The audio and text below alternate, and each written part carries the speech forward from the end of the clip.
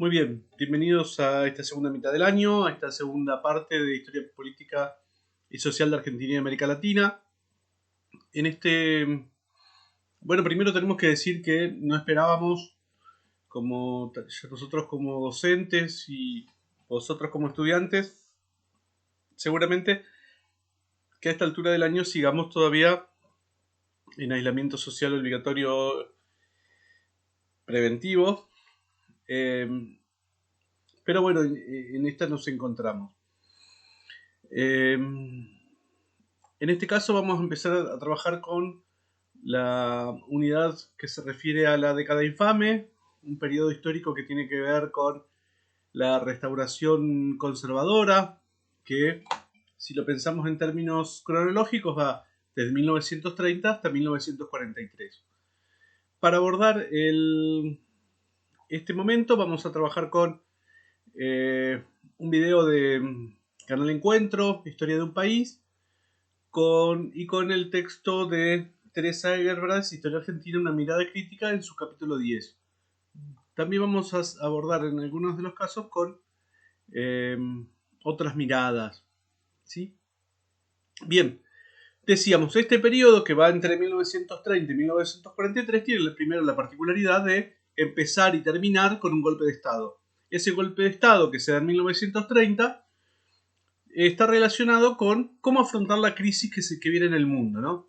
Hay una crisis del capitalismo de 1930 que pareciera terminal en ese primer momento, ¿no? Pareciera que el capitalismo no se va a recuperar, el abismo económico, dice Eric Hobsbawm, y pareciera que eh, este sistema va a colapsar, ¿no?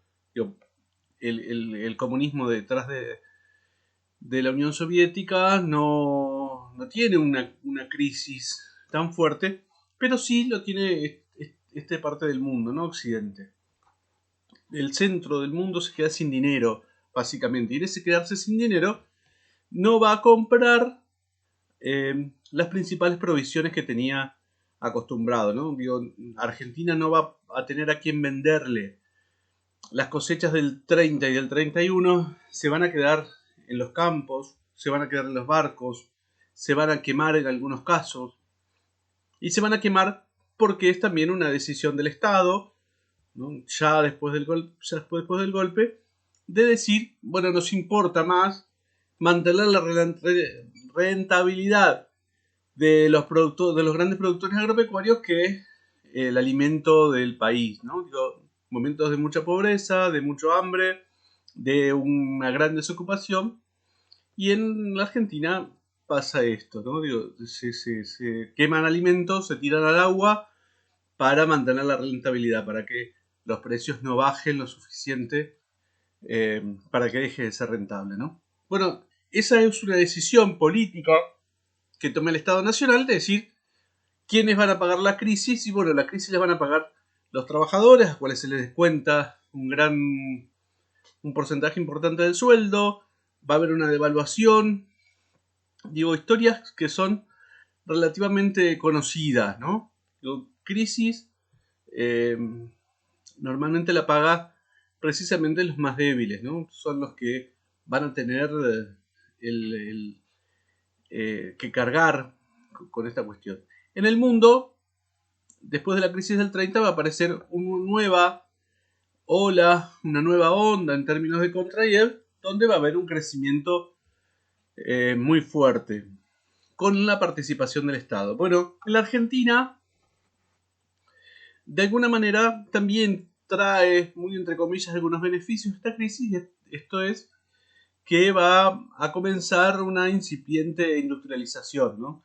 Digo, el movimiento, si nosotros tendríamos que decir cuál es lo que predomina, la actividad económica que predomina en esa época, es sin duda lo agropecuario. Ahora, en 1930 comienza un periodo de sustitución de importaciones. Se empiezan a hacer lo que no se podía comprar. No hay dinero para salir a comprar afuera, entonces se produce acá. Hay de alguna manera intención de que algunas inversiones nacionales e internacionales se instalen en nuestro país.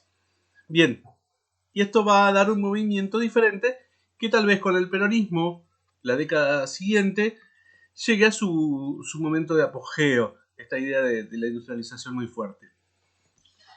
En esta época también, que la llamábamos, que decimos conservadora, va a ser muy fuerte la presencia del nacionalismo, que va a estar también en sintonía con lo que está pasando en Europa, ¿no? Digo, tanto el nazismo como el fascismo, como el falangismo, van a estar confrontando directamente con la posibilidad cierta y real, sobre todo en Europa, de que haya movimientos revolucionarios. Esto tal vez en Argentina no estaba tan fuerte, ¿no? Digo, va a haber una fuerte presencia militar en las actividades sindicales, en las actividades sociales, va a haber una persecución, también va a haber algunos sectores que empiezan a armarse mirando como una forma de desafío, de amenaza a la revolución social, ¿no? Cuando decimos la revolución social es la revolución comunista que había pasado en Rusia, ¿no? Digo, es como la gran eh, espada de Damocles que pende, que está pendiente todo el tiempo de los capitalistas y que dicen, cuidado que puede ser que aquí también pase eso. Entonces va a haber una persecución hacia los extranjeros, va a haber una persecución sobre anarquistas, socialistas. Va a ser un momento de una tensión y una violencia política muy fuerte. En este sentido también, en el sentido especialmente de las ideas, va a ser interesante la aparición de un grupo intelectual, Forja, que va a, de alguna manera, correrse de la histórica dicotomía entre civilización y barbarie y que va a correrse sobre todo eh, pensando esta joven argentina, como ellos lo dicen, en términos industrialistas y en términos no tan elitistas, ¿no? Va a ser Jaureche, tal vez el más importante o el de mayor peso en este movimiento, así como Scalabrini y Ortiz, ¿no? Bien, como introducción espero que no los haya cansado y vamos a trabajar, como decía, con el texto y con el video. Y el apartado de actividades van a tener precisamente una pequeña guía para trabajar en conjunto.